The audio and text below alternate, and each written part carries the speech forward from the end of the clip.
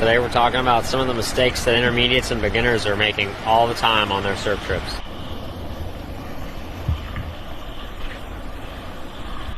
These aren't really like surfing mistakes, really, as much as they are bad decisions that lead you to become stagnant at certain levels of your surfing, whereas if you start to make better decisions on your surf trips, you might find that your surfing will progress much faster.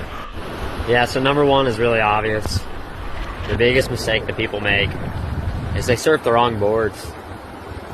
If you're a beginner or an intermediate surfer and you're just going for like the shortest, most thinned out thruster that you can find because that's what the pros are riding or that's what some guy on Instagram rides, you should probably take a step back from that and ride something with a little more volume and honestly a little more length and a little more rail.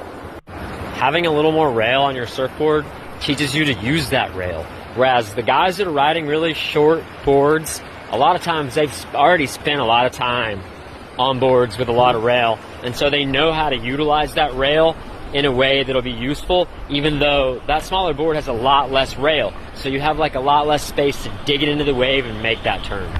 So the next biggest mistake that I find beginners and intermediates really make a lot on their surf trips is they spend way too much time in crowded lineups at the most name dropper spots.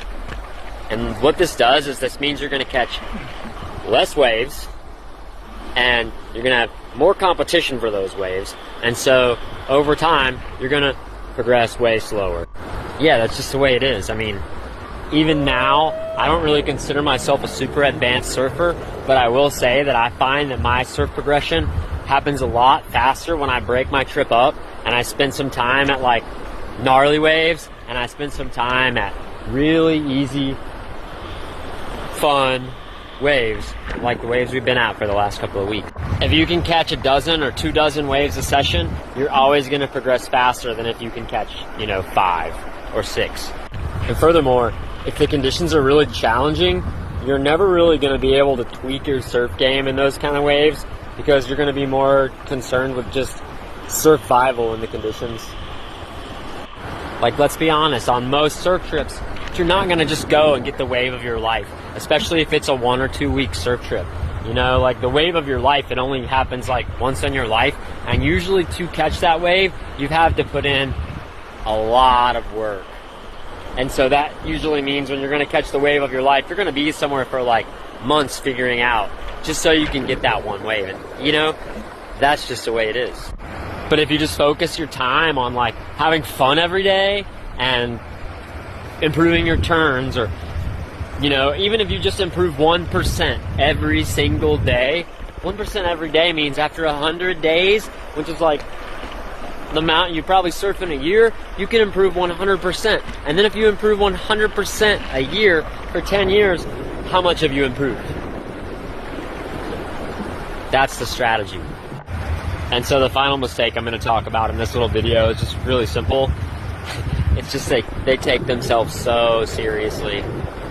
You'll see it, like you'll see it as a traveling surfer. When people just start catching waves, at some point they get kind of a big head and they just, they're like, oh, I'm a surfer now. And they go out and start making stink eye in the lineup and glaring and doing all that stuff. And even the best surfers, they're not really doing that stuff. The people who are doing that stuff are the people who are compensating for something.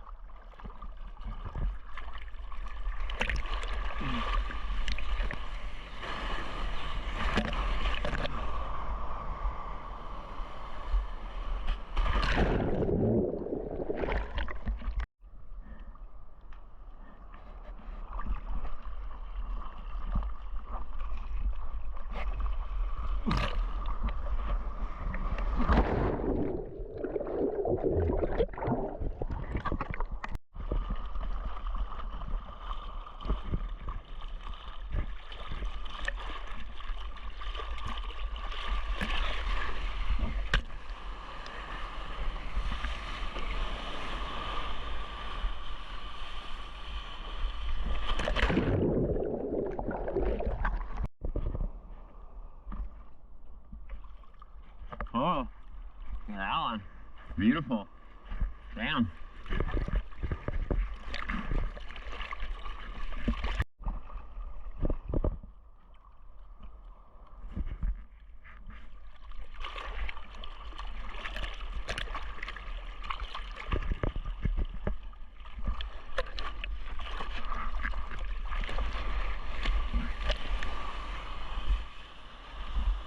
Double up.